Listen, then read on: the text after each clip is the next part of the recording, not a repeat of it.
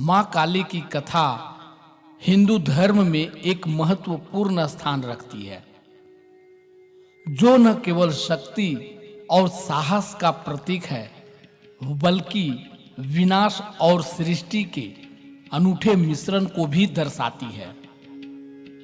यह कथा हमें यह सिखाती है कि कैसे नेगेटिव शक्तियों को नष्ट कर पॉजिटिव शक्ति और सत्य की स्थापना की जा सकती है। मां काली का प्रकाट्य उस समय हुआ जब असुरों का आतंक पृथ्वी, स्वर्ग और पाताल लोक में व्याप्त था। असुरों ने अपनी ताकत और छल से देवताओं और मानवों को त्रस्त कर रखा था। महिषासुर जैसे असुरों ने देवताओं को परास्त कर स्वर्ग पर कब्जा कर लिया था। सभी देवताओं ने मिलकर भगवान विष्णु और महादेव के पास गए, लेकिन समस्या इतनी गंभीर थी कि सबने मिलकर एक दिव्य शक्ति को जन्म देने का निश्चय किया। तब त्रिदेवों की शक्ति से देवी दुर्गा का जन्म हुआ। दोस्तों, दुर्गा माता ने महिषासुर का वध किया, लेकिन अन्य राक्षस जैसे चंडमुंड, रक्तबीज और शुंभ निशुंभ के आतंक से संसार मुक्त नहीं हो पाया था।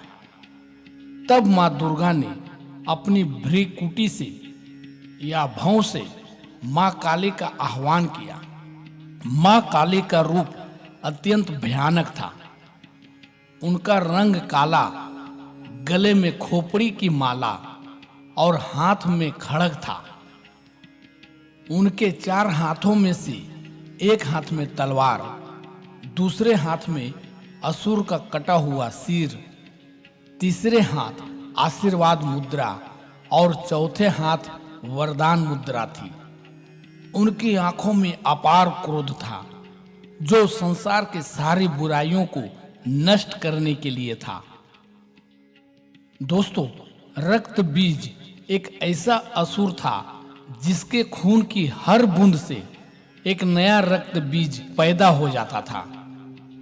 जब देवता और दुर्गा माता उसे मारने का प्रयास करते, तो उसकी हर बूंद से हजारों नए असुर पैदा हो जाते। तब मां काली ने रक्त बीज से लड़ने का जिम्मा उठाया।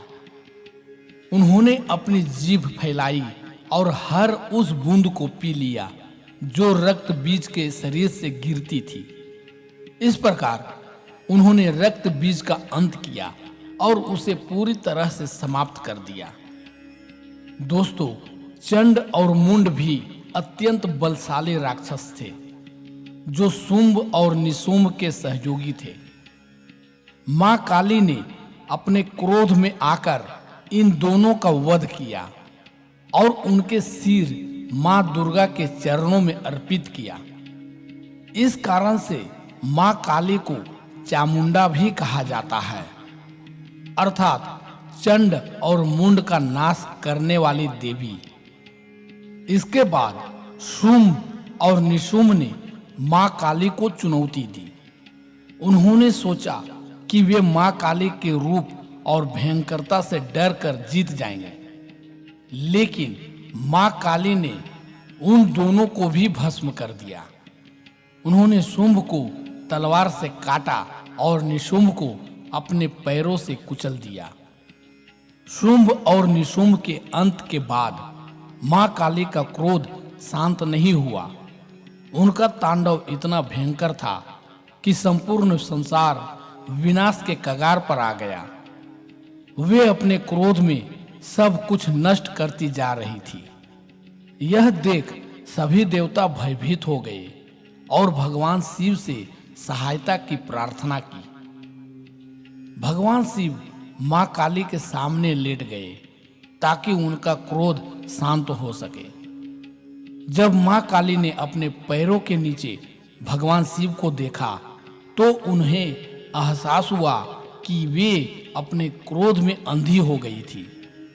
उन्होंने तुरंत अपने क्रोध को नियंत्रित किया और शांत हो गई। इस प्रकार संपूर्ण संसार एक भयानक विनाश से बच गया।